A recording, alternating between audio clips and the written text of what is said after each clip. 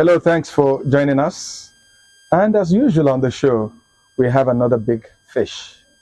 Someone who I would describe as a recurring decimal in the last almost 50 years when you talk about Nigerian sports.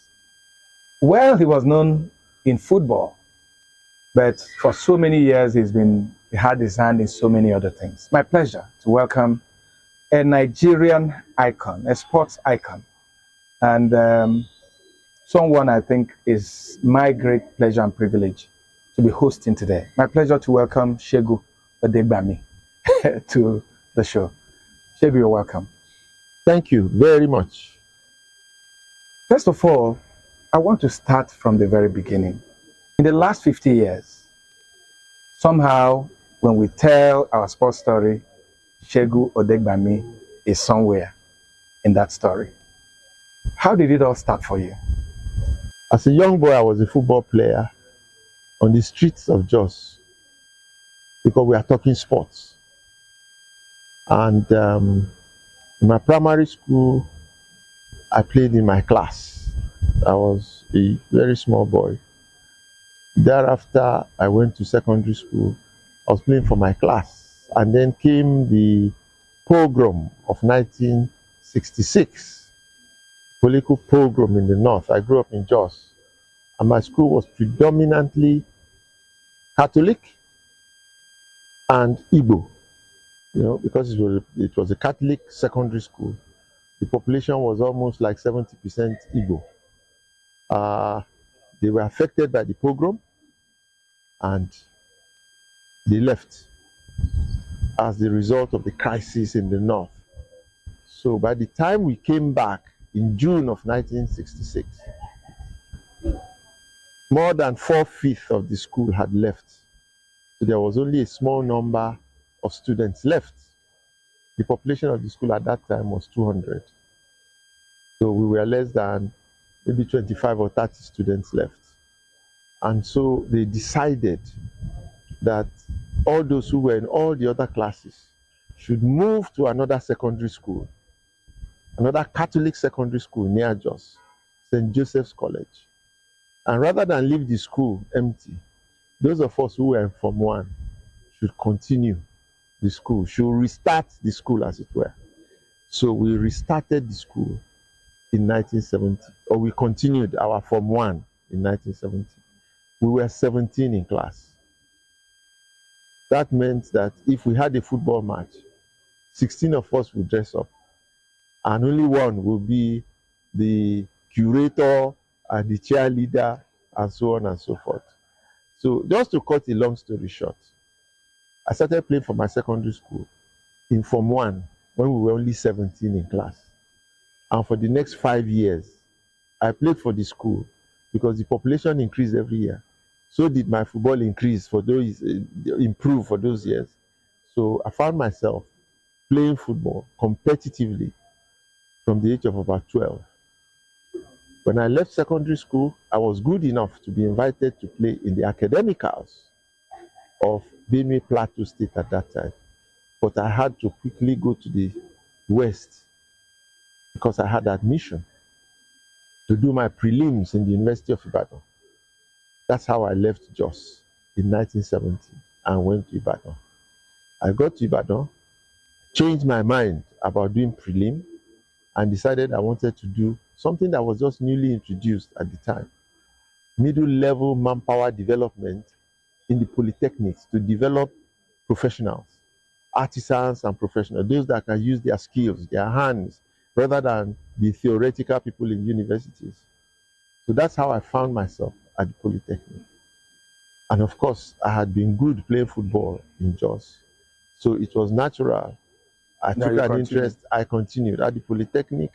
I got exposed to football in Ibadan.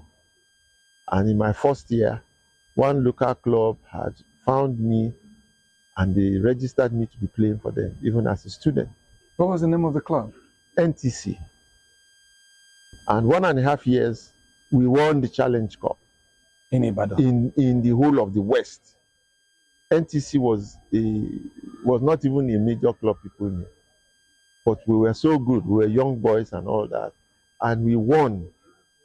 And when after we won, our victory became too big for NTC to manage because it was just a small club, Yet we won against WNDC, which is ISCC, Water Corporation House, against all the big clubs. We won. So that You was took them my down. big. That was my first big major exposure to football at a high level. But they had discovered me. Everybody now in the West now knew that there was this slow striker playing in one local club in Ibadan. So I So guess they started hunting. great. And then from there, I played for WNTV, WNBS, where I was doing my industrial attachment. Then I played for Housing Corporation. And when I was playing for Housing Corporation, I became the best player in the Ibadan Football Association League. That's the best player in the whole of the West. That was in 1973, which was an eye-opener for me too. Best player, where you had all the top names in Nigerian football playing in the West, and I was there. And they made me best player, gave me the award. So, and that year, I also played my first international match for the West against Central African Republic when we were preparing to go for the National Sports Festival, the first National Sports Festival in 73. Played the international match, I scored a goal, and I played well, and then I realized I was a good football player. When this realization came, what did you do? Within 6 months, I was invited to the national team because I went to the festival. I played one game. After that one game, I was invited to join the national team. They were setting up a new national team, the Green Eagles of Nigeria. They had a new coach called Ottoman Calder, and he assembled the best 100 players they discovered from the festival to form a new national team for Nigeria. This was in December of 1973, and my name was listed there. Very few people know me. And they did the screening, so many games, they printed it down to 33, and my name was there. I was one of the 33 players selected to start a new national team for Nigeria in December of 1973. So that was where it started, because I was in the national team, an ordinary boy from Jos who didn't have even a dream of playing football, who suddenly found himself playing and was invited to the national team that had Haruna Elerika, Tony Igwe, Peter Nick, all those great players. And you were quite young. And I was very young. I was 21. I thought you were already in ICC. No. Before you went to play for the national team. No, absolutely not. It was when I was in the national team that Shooting Stars now recruited me to come and play, because I had to go back to do my HND at the Polytechnic. In Ibadan. I had to leave the national team in January of 1974. It was in Afuze. We were camped in Afuze because I got admitted to do my HND. I wanted to study, of course, since I wasn't going to UI. Okay, and I finished my OND. I had to do the HND. What were you reading? Started in mechanical engineering, and it was the start of HND, the HND program. That was the first one. No, at the Polytechnic Ibadan. So I went to go and spend 2 years doing the HND. So when I went back to do it from the national team, Shooting Stars now recruited me to play for them. So I played for them for 2 years. The 2 years I spent for my HND, I was playing in Shooting Stars. And in that time, we won the Africa Cup Winners' Cup. And I was one of the 2 highest goal scorers as a student. In the competition? Yes, in the competition. And as soon as I finished, I was dropping my paper. I was invited back to the national team. So I did my youth service in the national team. And so the national team then, was it like an elongated kind of employment? Because today, they mobilize, and then when you're done... at that time, there was nobody playing abroad. Mm-hmm. We were all local. And there were so many competitions. There was the World Cup, there was the Nations Cup, there was the Wafu Cup, which was a national team thing to start with, and so on. There were so many competitions. So, and we were all camped. The national team was almost in permanent camp. We go from one camp to the other.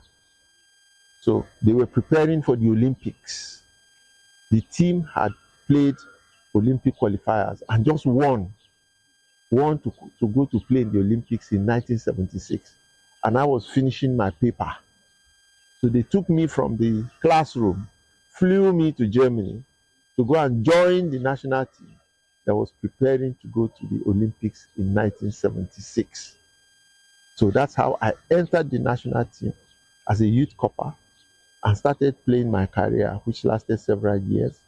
And the incident of 1976 is what I'm wearing today, because you will see celebrating 1976 Olympians, because I was in that group of Olympians that went to the Olympic Games of Montreal in 1976. The story is that a day to the start of the Olympics, Nigeria and 27 African countries decided to boycott the Olympics because of South Africa, apartheid in South Africa. That was the Soweto uprising. Young people were killed in the city of Soweto, and the world was angry with what happened. And some African countries, the OAU, decided that New Zealand, that was supporting South Africa, having relations with them, should not be at the Olympics. That if they were at the Olympics, African countries would boycott. And the IOC rejected that challenge. And so African countries, 27 of them, boycotted, led by Olusegun Obasanjo of Nigeria and Julius Nyerere of Tanzania, they led the group to boycott. So a day to the start of the Olympics, the IOC sent all of us packing from the Olympic Games. So we never became Olympians. When we had registered, we had trained, we had prepared, we had done everything, and Nigeria had one of the best contingents in our history. And that's where you find some of my colleagues who are here. Bruce Ijirigo, Godwin Obaseki, Charlton Ihizwele. Obaseki was not the third best hurdler in the world, high hurdler on the world at that time. Charlton Ihizwele was the best jumper in the world. Bruce and his colleagues, we had four of the best relay squads in the world. We had Davidson Ande. We had Obisi Awankwa, who were young, 17-year-olds, who were boxers and were doing well. Davidson eventually became #1 amateur boxer in the world. We had a solid team, and our national team was also strong. So we went, we didn't participate. One day to the competition. Ceremony. So the damage was done psychologically to young men like us who had dreams, who had prepared. Some of them had prepared for 4 years, like Bruce, and they were ready to win medals. And suddenly, a day to go, they sent them back. Do you think it was painful? Do you think Nigeria was wrong in that decision, or rather Africa was That's wrong? That's where I'm going. Yeah. We were not into politics. We were just athletes, but the decisions were political. And later, they made us understand why. That we were sacrificing our Olympic medals for the freedom of black people in South Africa. And when Andrew Young explained it many years later, that boycott was what led to the early release of Nelson Mandela from jail, to the election of a black person as president of South Africa, to the eradication of apartheid system in South Africa. When we saw it, that those were the results of our boycott, or our boycott were part of produced those things, then we started to appreciate that our sacrifices were worth it. Before then, it was pain, because dreams were shattered, hopes were lost, opportunities, lifetime opportunities were lost. Some never went again to the Olympic Games, which was our ultimate dream. So it was the pain of not going to the Olympics. After coming back, we were neglected. Nobody even raised the issue.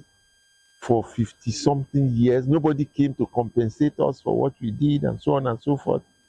And some people never got over it. Many died until Onyema Epis came up, hearing the story, to say, no, we must bring back those guys and show them that we appreciate what they did, the sacrifices they made.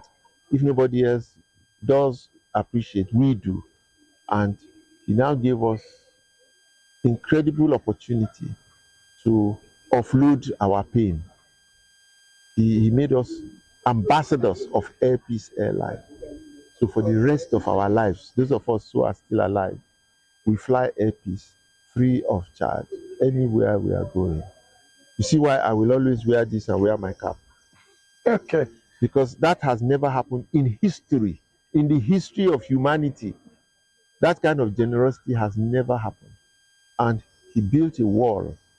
And on that wall, in the Nigerian Institute of International Affairs, a federal government institution that is the think tank of foreign policy for Nigeria, he built a wall. It's there today. And on that wall are the names of the 46 athletes that represented Nigeria that did not become Olympians because they were making a sacrifice For Africa. For Africa and for the black race. And also, he remembered the 1980 squad that won the first Nations Cup for Nigeria. So if you see the wall today, fountains of water and lights, beautiful in gold at the Institute. Our names are there forever and ever listed. It was all courtesy of Air Peace. So that's why we are Air Peace ambassadors. And that's why we are clothed like this to come to Enugu, to come and console with the family of one of us, an ambassador, Christian Chukwu, our chairman, who was also an Olympian. We went to the 1976 Olympics together, and we went through the pain together and all of that, and we're not recognized together. He became an Air Peace ambassador, and he passed on. So we came here on a condolence visit to his family. That's why you see all of us like this. Yeah. And so now that you're talking about the chairman, tell me about him. I mean, he was your contemporary. You had so many victories. You had so many, forgive me, fights because you played for opposing teams, big-time opposing teams. How would you describe Christian Chukwu? What kind of asset was he for our country? People don't know. Christian Chukwu, complete gentleman. But when the full story of the man is told, then we will start to have faint ideas of his impact and his influence in the unity of this country. He is a product of the Civil War, like so many others who were part of the team that came out of the Civil War in 1970. Many of them soldiers, young men who were conscripted into the Biafran army who fought. And when they came out as a defeated army, even though verbally they were saying no victor, no vanquished, but there was a defeated army. And the Igbos, who were at the top hierarchy of Nigeria, both in government, in the civil service, in academia, in virtually every sphere of life before the crisis, were now relegated. They were not defeated. And they had lost everything. The Igbo needed to come back. Full integration, reintegration into the Nigerian system. And I don't know where they got the wisdom from, but they chose the route, which is not loud, the soft power route of football to get back. The captain of Nigeria before the Civil War, Godwin Achebe, was an Igbo man. The captain of Nigeria immediately after the Civil War was Godwin Achebe. The first time anybody, any Igbo man, would attain any such height after the Civil War was an Igbo man. That was step number one. Step number two, Rangers came up. 1 year after they were in the finals of the Challenge Cup, an Igbo team. Teams were afraid from Igbo land to even venture out. People were afraid to venture out. They didn't know the reception they were going to meet. But Rangers went out and got to the finals of the Challenge Cup. And 2 years later, they won the Challenge Cup and they started winning it. And whether you liked it or you didn't like it as a Nigerian, wherever you are, you had to respect Rangers and the way they played. They played with heart, they played with spirit, they were die-hard, they were brilliant, and they were winning everything. And everybody was falling in love with them. And if you fell in love with Rangers, you are falling in love with the Igbo. So Rangers International was a movement of the Igbo people. And who spearheaded it? Chairman Christian Chukwu. He was the captain after Achebe. Achebe. Somebody came in, but he became captain. And he played like a true leader. He was calm, he was cool, he was calculative. At the back, he would organize his defense, and when things got difficult, he would be the first one to go forward. So you could see in his game a model of leadership that we never found in Nigerian football before. So naturally, he became captain of the national team. And for the next 7 years, Christian Chukwu led Nigeria's national team from the doldrums. We were nowhere. And he took us to the apex of football in Nigeria. He and his Rangers colleagues, there were 6 or 7 of them at any time in the national team. They carried and wore the mantle very proudly, and yet they were Nigerians. They were a model for the rest of us. So, Segun, would you say, from the story you're telling me, that Rangers football was a strategic rehabilitation for the Igbo nation after the Civil War? I don't know if it was deliberate, whether it was a deliberate strategy, or whether it was just coincidental, or whatever it was. But it was a formula that worked. That brought them back to the mainstream. It brought them back to the mainstream, and it took them to the apex. Because nobody now remembered that this is an Igbo man, that is not an Igbo man. Everybody was singing the praises of Christian Chukwu, Emmanuel Okala, Matthias Obianika. It was all Igbo. Nobody cared. And at the time, 7 of them were from Rangers International that were representing Nigeria. Who was looking to see where they came from? Why didn't it matter then and it matters now? It is because of the game. Because of the game. You see, we are talking sport. Football is a spirit. Nobody understands it. In the whole world today, nobody understands it. The kind of passion with which people follow it, with which people play it, with people invest in it, you don't find such passion anywhere else. It is a spirit. That's the only way I can call it. It is beyond any divisions. When the countries are at war, sometimes they stop the war so that a game will go on. It happened even with us during the Biafran war, when Pele came with Santos Football Club. Yes, in 1968 or 69. When he came to Nigeria. There was a ceasefire. Yes, now. The soldiers wanted to listen to commentary on radio. So both sides stopped fighting. It's documented. So football has powers that you don't find any. I call it spirit because it is really spirit. It is not physical. If it were physical, they would have duplicated it somewhere else and used it the way they should. But it is, and it's not rocket science, you see. So that even Nigerians, with all our, brilliance and everything, we are not tapping into the power that football and sports as a whole have shown us through the years exist in those things. We can use those things. We can use football. People say it's the greatest unifier in our country, but we are not using it to unify us. It is a unifier. It shows itself every time when the country is playing. You don't care who did it. But suppose you now deliberately strategize and plan to use it to achieve certain objectives, national objectives.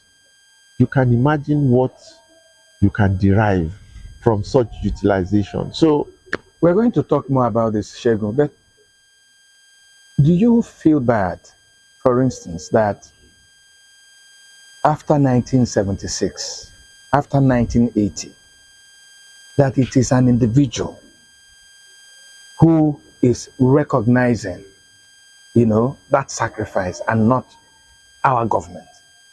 Do you feel bad about it? You're asking me, are you thinking to feel bad is to blame somebody, is to blame an institution, is to say Nigeria, that's abstract. It is a lack of understanding. It is forgetfulness. It is a lack of appreciating the depth of injury inflicted on certain young men who came back and they just disappeared into space, and nobody could recall what was going on.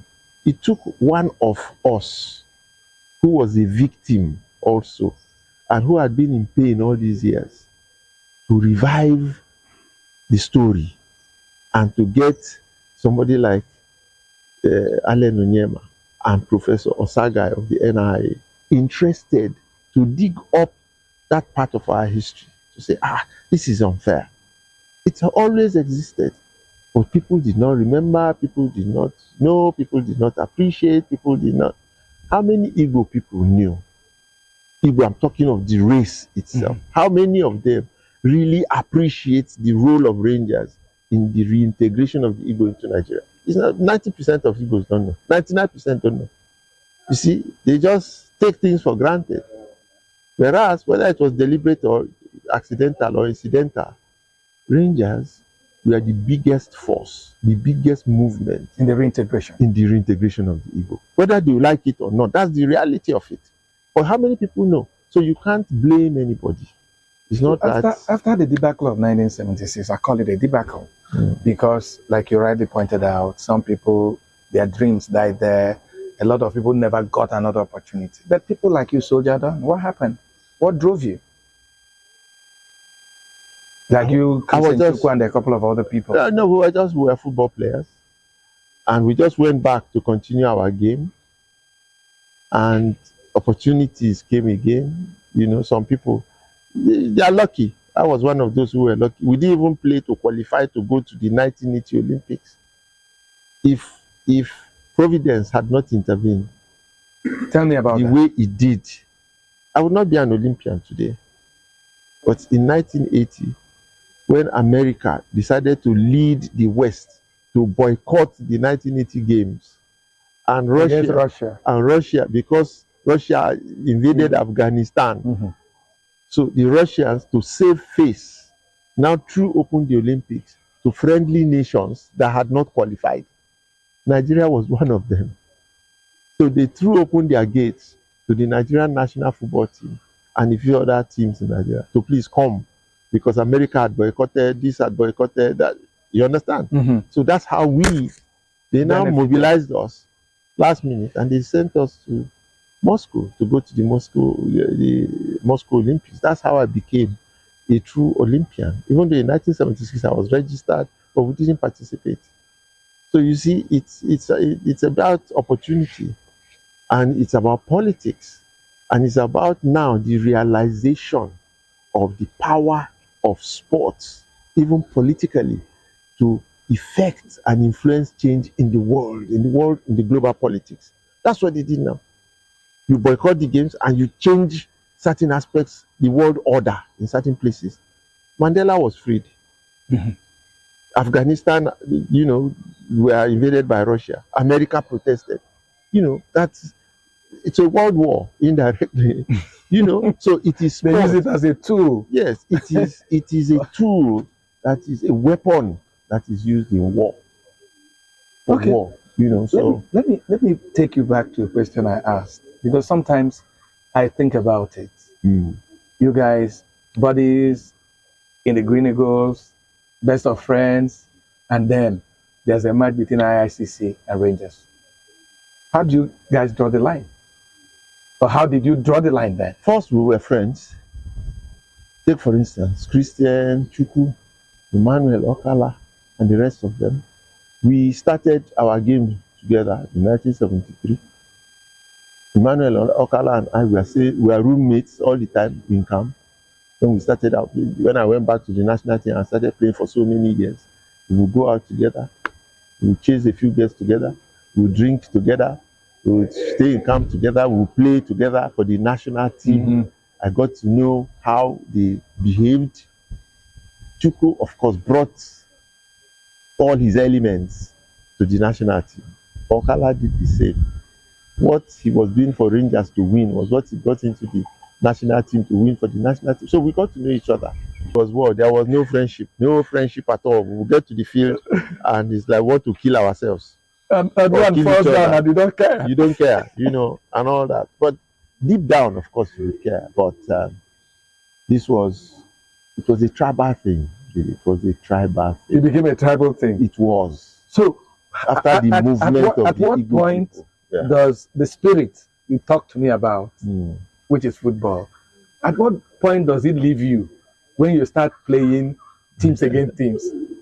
It never leaves you. It never leaves you. But you told me it's war.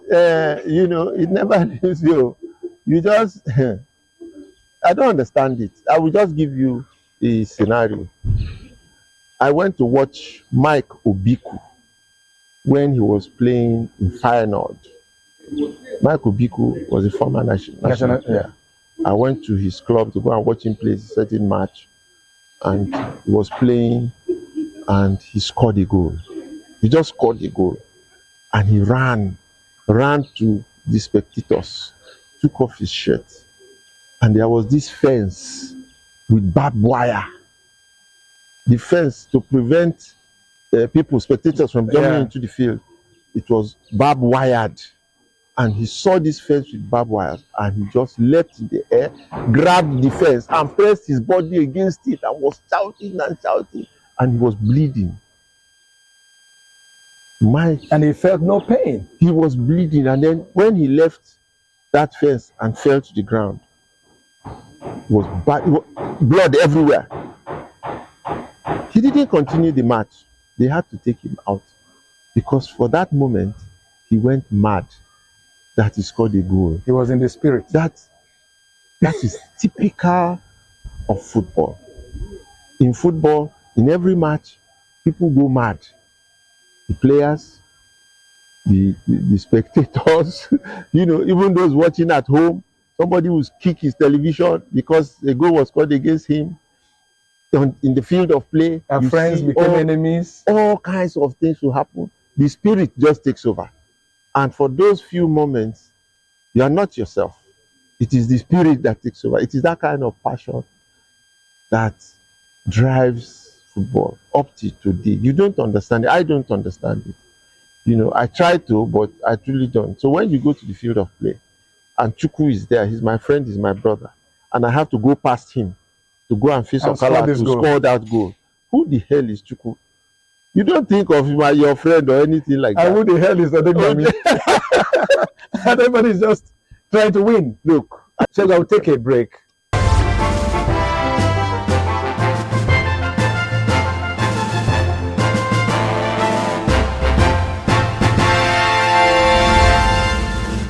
Thanks for staying with us. And my guest is still Segun Odegbami, Olympian, former Green Eagles, sports commentator, businessman, and so many things.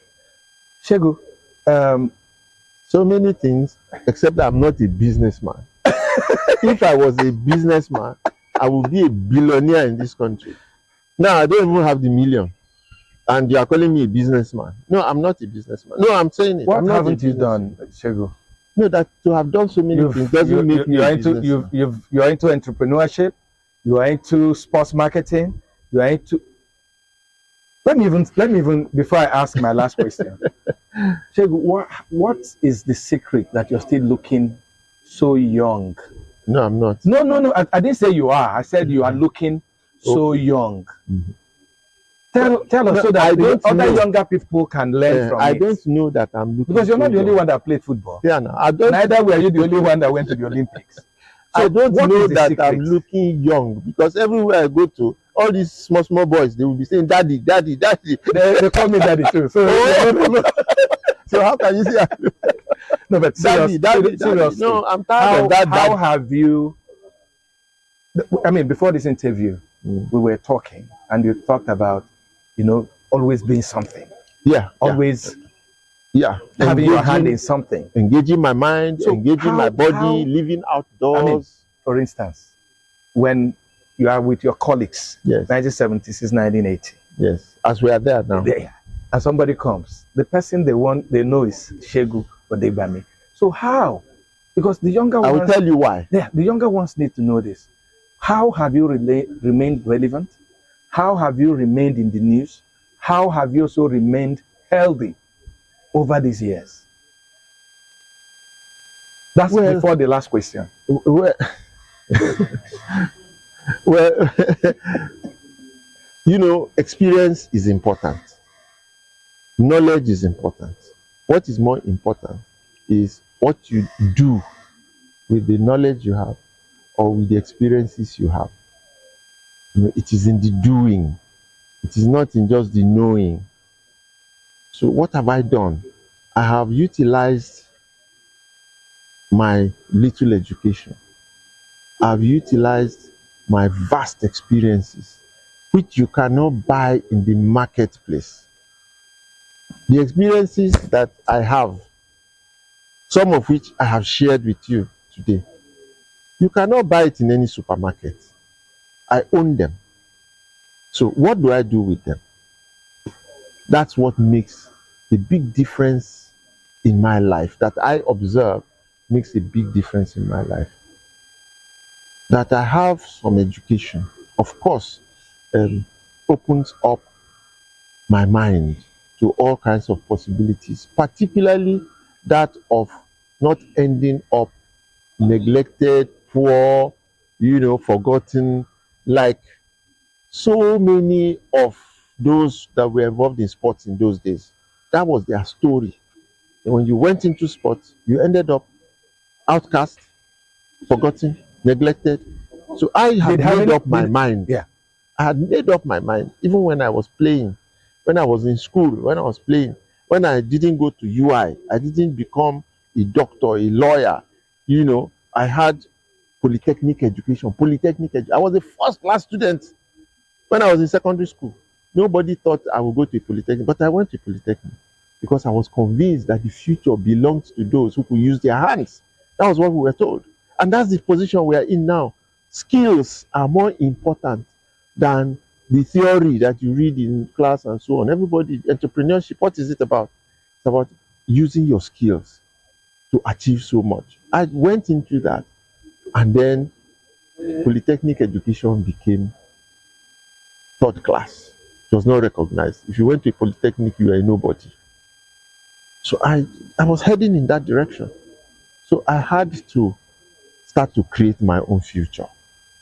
Fortunately, I had some knowledge, I had basic education, and I started making use of the knowledge I have, the experiences I have, to situate myself in such a way that I would not suffer in my old age.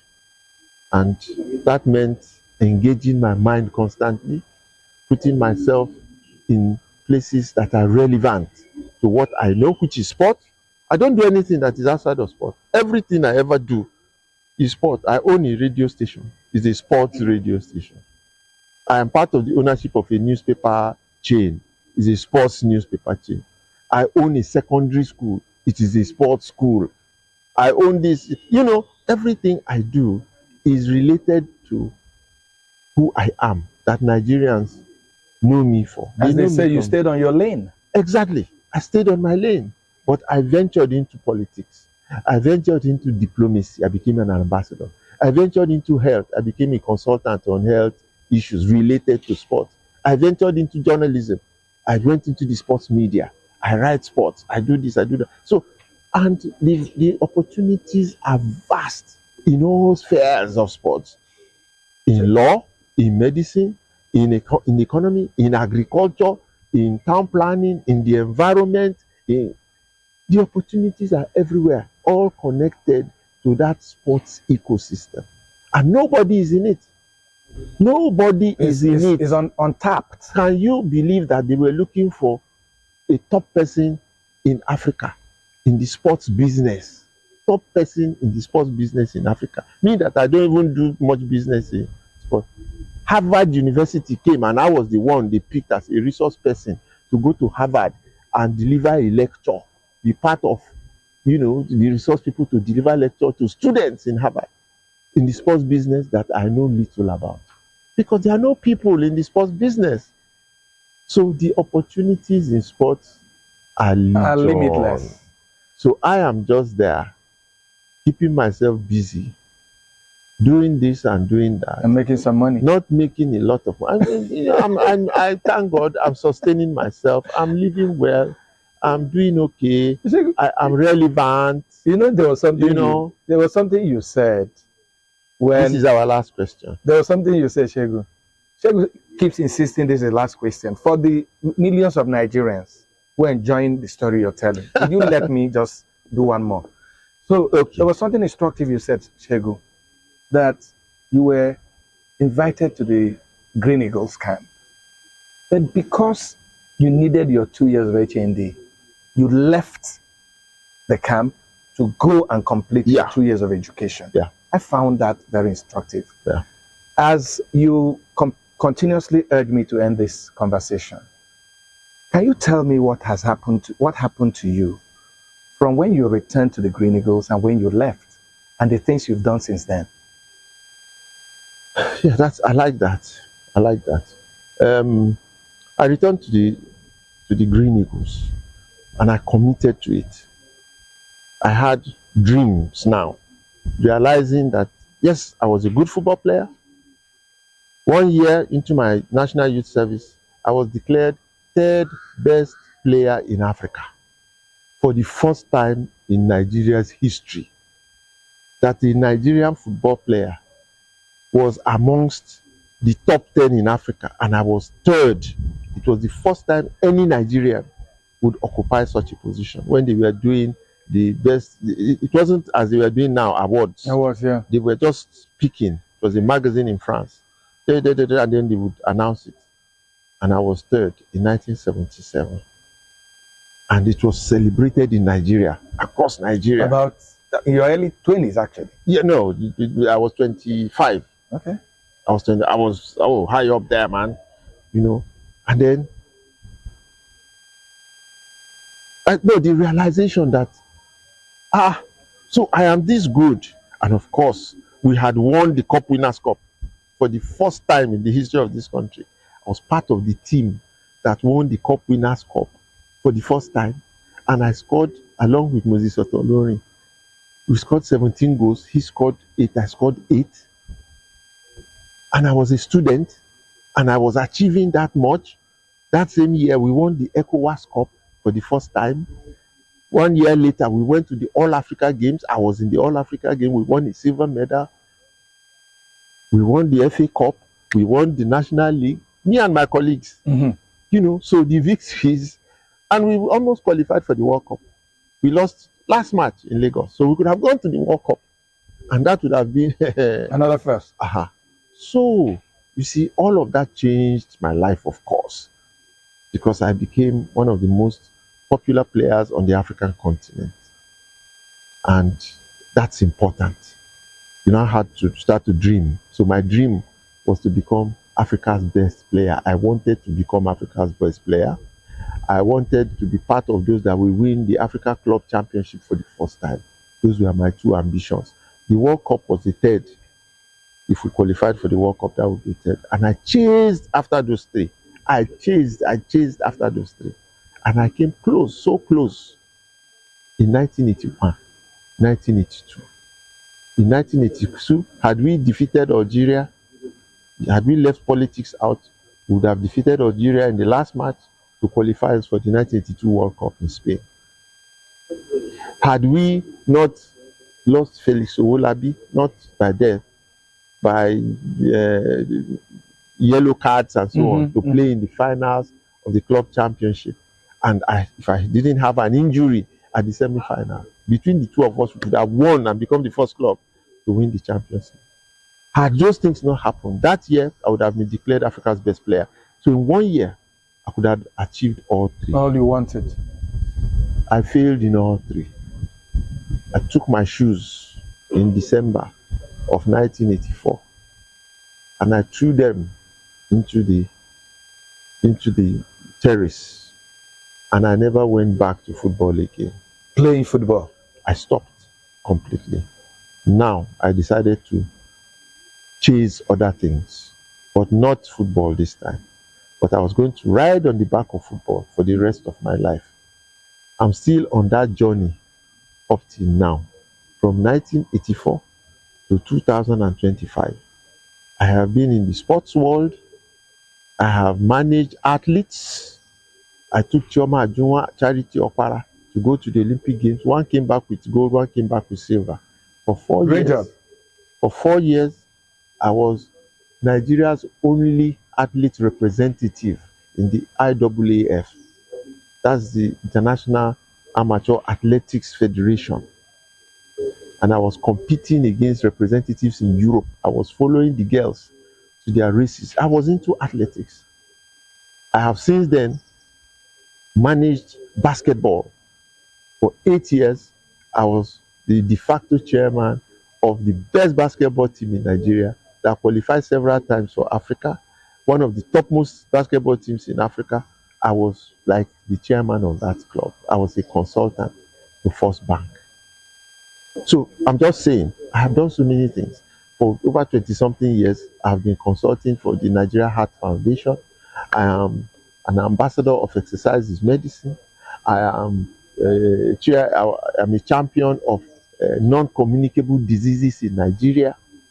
I am ambassador in the Nigerian Institute of International Affairs. I head the sports and diplomacy unit. I am this, I am that. I've just been venturing into everything. So that has been my life. I am not idle. I am not idle at all. I don't have idle time. I don't have spare time. I am engaging my mind in all kinds of physical, psychological, mental activities that are stimulating, related to sports, that keep me going. They keep me happy. So you've had a very exciting life, full of activities, full of so many things. When you look at these years, what will be your highest and what will be your lowest? What is your biggest regret? And what was that time in your sports journey that you thought that this is it for me? Well, the best way I would answer you is that this is deep philosophy. What you asked me is deep philosophy. It's not a physical thing. The way I say it, it's not a physical thing. So I can't answer you the way you expect me to answer you. There are no regrets. I've lived my life the way the universe has shaped it. I've learned to accept it and embrace it. I behold it and I like it and I celebrate it. No aspect of it is good or bad, or it is just there, and whatever it is, I accept that that's what life offers me. So there are no high points or low points, or even though physically it's, oh, we didn't win this cup, we didn't win that cup, but it's all part of the plan for something that is beyond me. I don't know what it is. So for you, it's been an exciting journey. Fantastic. I have enjoyed every inch of the journey, the good, the bad, the ugly. It is all good. So your final question. What would be your advice to sports managers in Nigeria, our football, our other sports? What would be your advice? Because I don't want to say it's my opinion, but a lot of people think that our sports is not as boisterous as it used to be. So what would be your advice for a more successful sports engagement, a more successful use of sports as a pedestal to do a lot of great things for our country? Well, the sports industry, the sports business is a huge industry. It covers virtually all aspects of life. It affects all aspects of life. If you host the World Cup, for example, the least activity in hosting the World Cup is the football that is played there itself. 99% of the things attached to hosting the World Cup is your travel, it's your airports, it's your immigration, it's your security, it's your health, it's your hospitality, it's your this, it's your manufacturing, it's your merchandising, it is everything else. So you see, the sports space is vast. The opportunities that the power of sport, the followership of sport, the passion of sport The opportunities that all those things present are limitless, but they are there for he or she who has the creative mind, the innovative mind, who can focus to tap into and create their own future. The opportunities are there. We've not scratched the surface. And I'm not just talking Nigeria. Even the world as a whole, has as a tool something that some countries are realizing is more potent than the gun. Go to the Middle East now. Go to Saudi Arabia. Go to Morocco. See what Morocco is doing. Go to see what they are doing. They are developing a huge tourism industry that is driven around sports. America has led. It's a whole planet of activity and businesses and all of that. In Nigeria, we haven't even done anything. We are not even part of it. So we need to wake up. So our managers, our children, our parents, our schools, our institutions, everybody must devote a little time to think of what I have said, to start to look at sports. Keep aside all your former knowledge or thinking about what sports can do, and start to think afresh and look at it critically. Have a forensic look at it and examine the possibilities. It is fun, it is play, it is exercise, it is well-being of a person. It creates job opportunities, it fertilizes the mind. It is something that can drive whole industries. Any such thing should be embraced, should be encouraged. So my word for our managers and so on is that sport is there, it is wasting, like a beautiful flower in the desert. So let us go there and fertilize it and water it and nurture it and treat it well, and sport will deliver in our country. I thank you very much. I thoroughly enjoyed this experience. Thanks for the opportunity. Well done. This singular opportunity and privilege. Thank you. I've been speaking with Segun Odegbami, Olympiad, former Green Eagles top scorer, Nigerian top scorer, one of the best footballers Africa has seen. And I'm thanking you too for joining us. And let's do this again. Thank you again, sir.